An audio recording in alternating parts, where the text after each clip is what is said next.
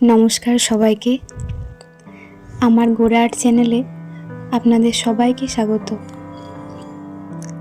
আজ একটি নতুন ভিডিও নিয়ে চলে এসেছি। আজ কিন্তু ব্রাশ পেন দিয়ে না, আজ কিন্তু ওয়াটার কালার। পেন্সিল স্কেচ আগেই করে নিয়েছিলাম, এখন রঙের পালা। তো আমি এখানে ক্যামেলের কালার ব্যবহার করেছি, আর্টিস্ট কালারটা। আর তোমাদের যে স্কিন কালারটা যেটা দেখছো সেটা কিন্তু তৈরি করা লাল, হলুদ আর সাদা নিয়ে। ওটাই স্টেপ বাই স্টেপ দিতে হবে স্কিনের মধ্যে। আর এখানে যে সরু তুলিটা ব্যবহার করছি ওটা তোমার 4 নম্বরের। আর পরে যে তুলিগুলো ব্যবহার করব ওটা 8 নম্বরের।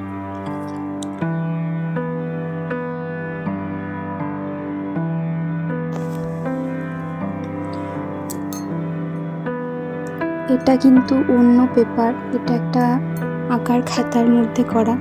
আমি বেশিরভাগ যে ছবি আঁকাগুলো আঁকি সেগুলো স্পাইরাল বাইন্ডিংয়ের মধ্যে করি, কিন্তু এটা একটা সিম্পল আঁকার খাতার মধ্যে। এই মুহূর্তে আমার মনে পড়ছে না কোন খাতায় করেছিলাম, ওই খাতাটা আসলে আমার কাছে নেই। যাই হোক, আর আগের যে ছবিগুলো তোমরা দেখেছো ওগুলো সবই ব্রাশ পেন দিয়ে করা, তাই আমি একটু জল রঙের ট্রাই করলাম। জল রঙটা দেখা যাক কেমন হয়। এখানে তোমরা স্কিন কালারটা যেটা দেখছো এটা এখন ডিপ লাগছে, শুকিয়ে গেলে হালকা হয়ে যাবে। এটা ক্যামেরার ফোকাসের জন্য হতে পারে। আর শাড়িতে দেখো সবুজ রঙ করেছি, ক্যামেলের যে সবুজ রঙটা আছে ওটা দিয়েই করেছি। আর স্ট্রোক দেওয়া যেমন তুলি ধরে যেমন কাজ হয় সেরকমই হবে, নর্মাল, বিশেষ কিছু নেই বিশেষত্ব।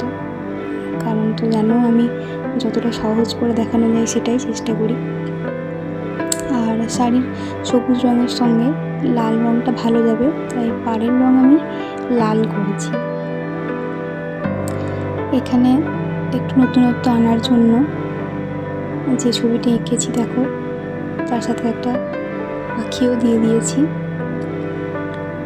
আর সিম্পল, একদমই সিম্পল, তোমরা চেষ্টা করলে অবশ্যই পারবে, কোনো অসুবিধা হবে না।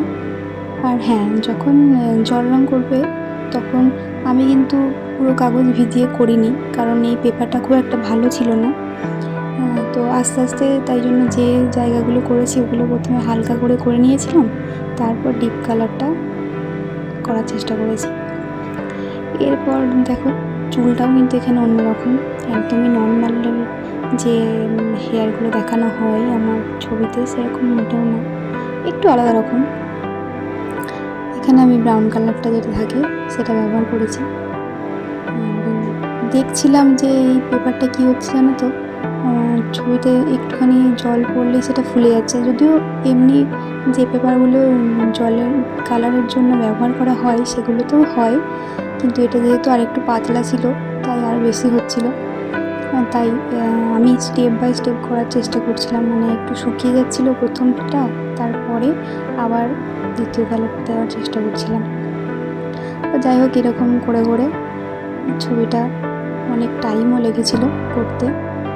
তারপর বুঝলাম যে ওয়াটার কালারে করলে একটু টাইম নিয়েই করতে হবে, কারণ তোমার একটা জলটা যখন দিচ্ছি তখন ফেপে গেলে একটু আলাদা রকম লাগছে।